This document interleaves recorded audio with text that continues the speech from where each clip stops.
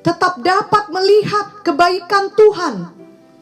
Di tengah pandemi COVID-19 yang belum berakhir ini, marilah kita tetap dapat melihat kebaikan Tuhan Yesus kepada kita setiap hari. Memanglah benar pandemi COVID-19 telah banyak memberi dampak bagi kita. Mungkin kehidupan kita saat ini tidak berjalan seperti dahulu lagi, ataupun tidak seperti apa yang sudah kita perkirakan jauh sebelumnya. Kita memiliki banyak rencana dan harapan untuk hidup kita.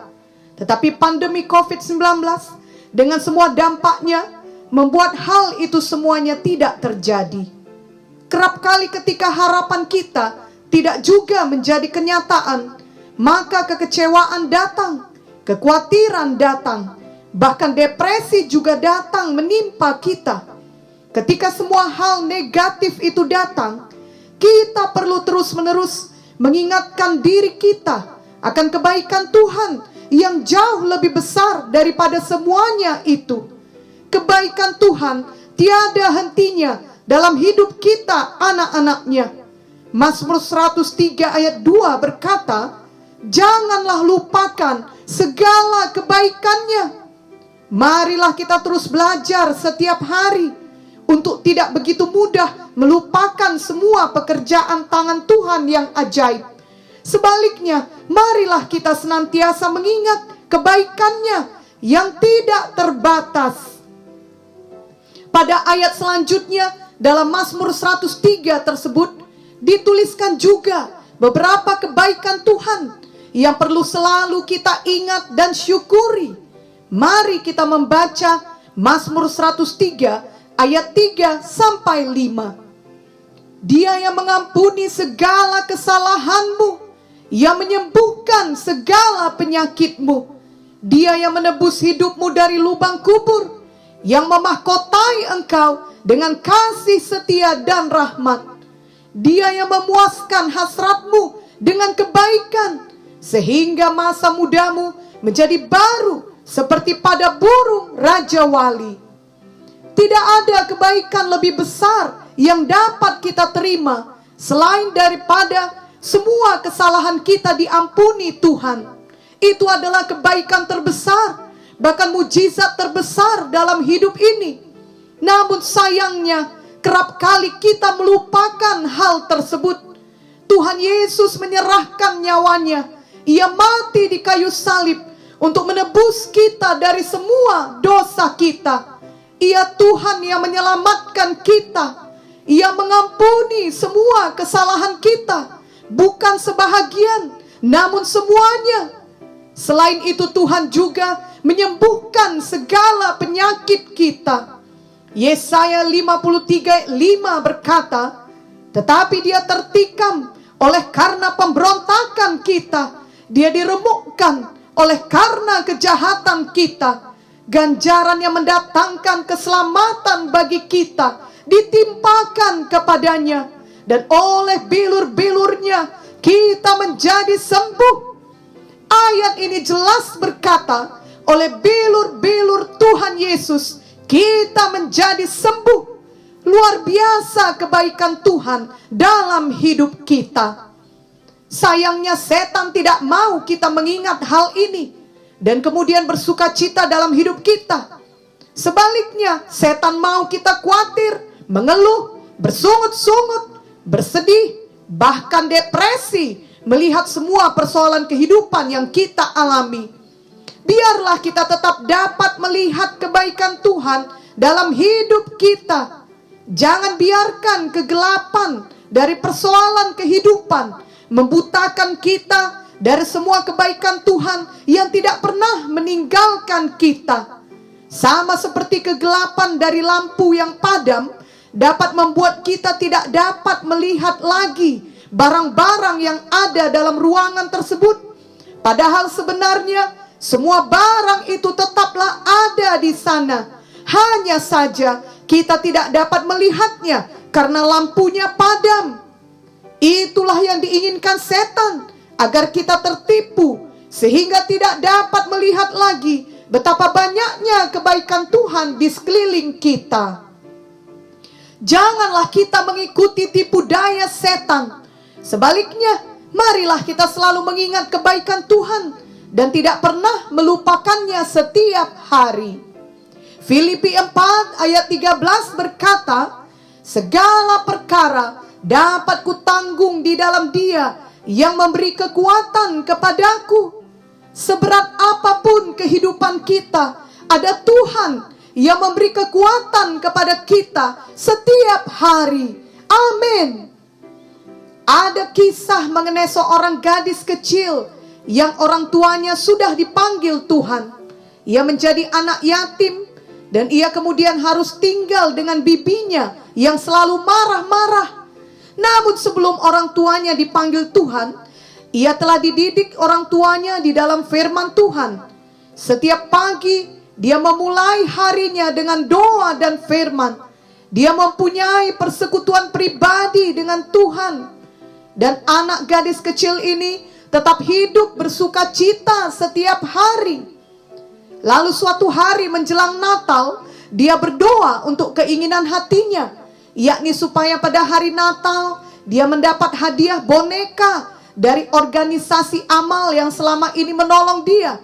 Dia pun menulis surat kepada organisasi tersebut dan berharap di hari Natal nanti dia akan mendapatkan hadiah yang diinginkannya. Tetapi ternyata hal itu tidak terjadi.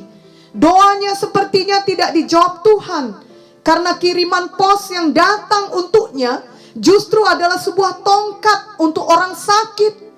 Mungkin orang yang bekerja di organisasi tersebut yang bertugas mengirim hadiah untuk anak-anak yang sudah yatim piatu telah membuat kesalahan saat proses pengiriman, sehingga bukannya ia mendapatkan boneka seperti isi suratnya, tetapi justru ia mendapatkan tongkat penyangga yang biasa dipakai oleh orang yang sakit.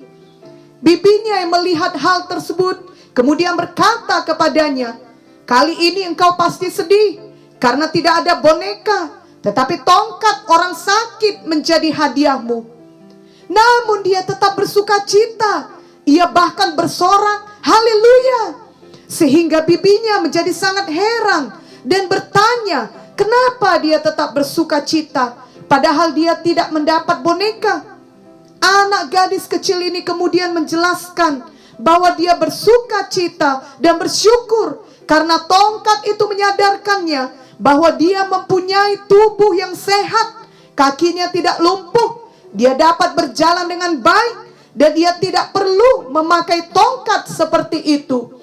Dia tidak menjadi sedih, apalagi menjadi depresi, justru lebih bersuka cita lagi dari sebelumnya.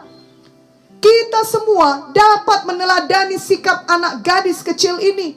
Walaupun dia tidak memiliki orang tua, walaupun dia harus hidup dengan bibinya yang selalu marah dan mengganggunya, dan walaupun keinginannya tidak tercapai, dia tetap dapat melihat kebaikan Tuhan. Mazmur 34 ayat 9 berkata, kecaplah dan lihatlah betapa baiknya Tuhan itu. Berbahagialah orang yang berlindung padanya.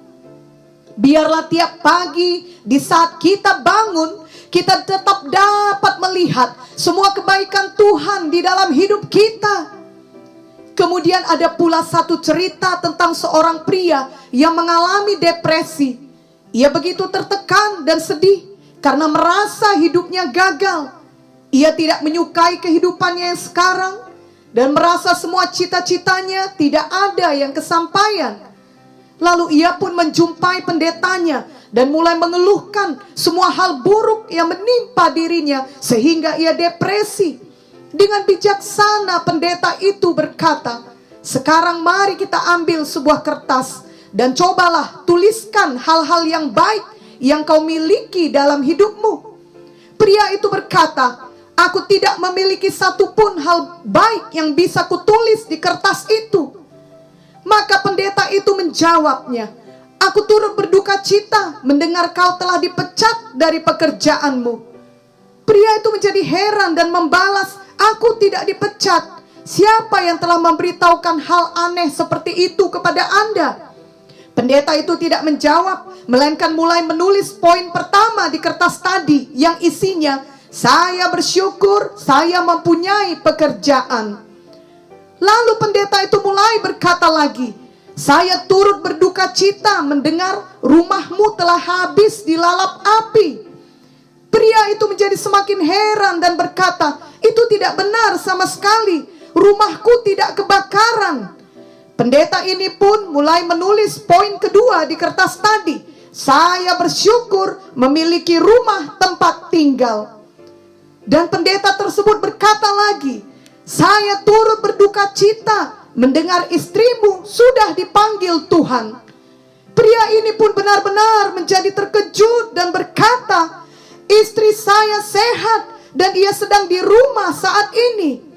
Tetapi ia kemudian mulai menyadari apa yang sedang terjadi, yakni pendetanya mulai membuka matanya bahwa sebenarnya ia masih memiliki banyak hal baik dalam hidupnya yang patut disyukuri dibandingkan semua hal buruk yang membuatnya depresi.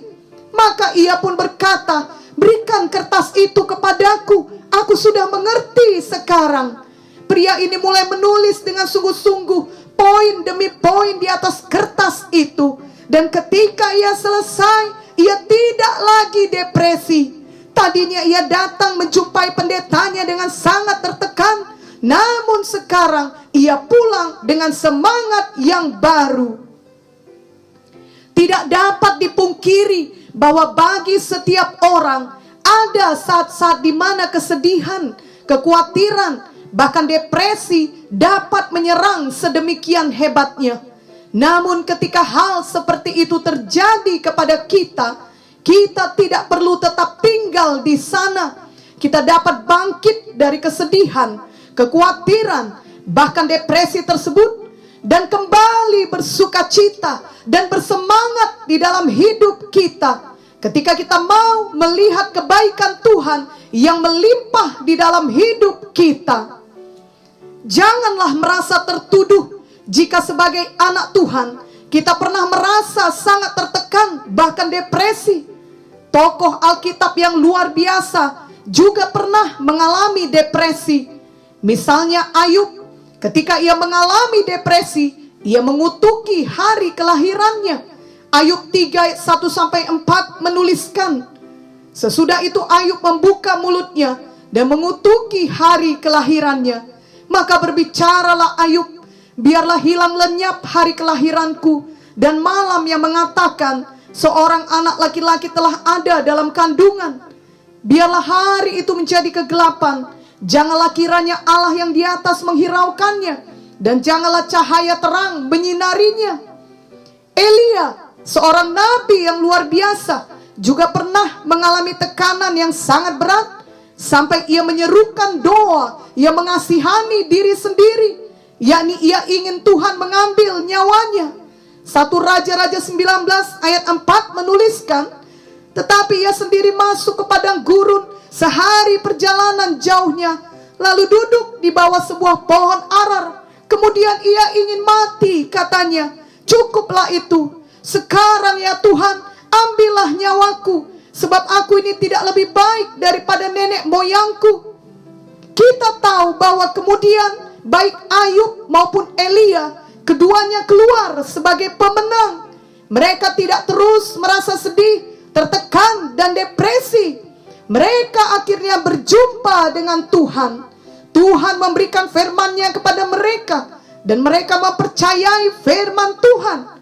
Mereka akhirnya melihat kebaikan Tuhan atas hidup mereka. Mereka melihat di dalam semua tragedi ataupun tekanan yang mereka alami dalam hidup mereka, Tuhan tidak pernah meninggalkan mereka. Sebenarnya Ayub masih mengalami sakit dan sudah mengalami kehilangan yang besar, yakni kehilangan harta dan anak-anaknya. Elia juga masih menghadapi ancaman dari Izebel yang mau membunuhnya. Tetapi kesedihan, bahkan depresi sudah meninggalkan hati mereka. Perjumpaan mereka dengan Tuhan mengubahkan mereka. Firman Tuhan yang mereka terima dari Tuhan mengubah cara berpikir mereka. mengubahkan hati mereka. Biarlah hal yang sama juga terjadi kepada kita. Janganlah tunggu sampai semua masalah kita beres, barulah kita merasa kita dapat bebas dari kesedihan dan depresi. Justru yang perlu adalah kita berjumpa dengan Tuhan, yang artinya kita mendekat kepada Tuhan. Jadi yang perlu adalah kita menerima firman Tuhan dan kita mempercayai firman Tuhan tersebut. Mazmur 43 ayat 5 berkata, "Mengapa engkau tertekan, hai jiwaku? Dan mengapa engkau gelisah di dalam diriku? Berharaplah kepada Allah, sebab aku bersyukur lagi kepadanya, penolongku dan Allahku."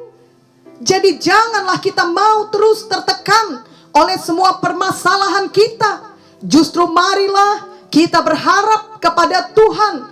Tuhan tidak pernah meninggalkan kita.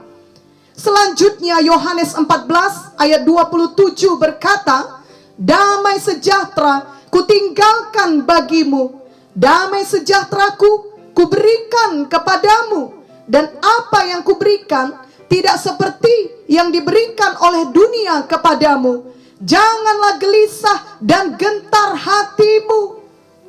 Dan juga Yohanes 16 ayat 33 berkata, "Semuanya itu kukatakan kepadamu, supaya kamu beroleh damai sejahtera dalam aku.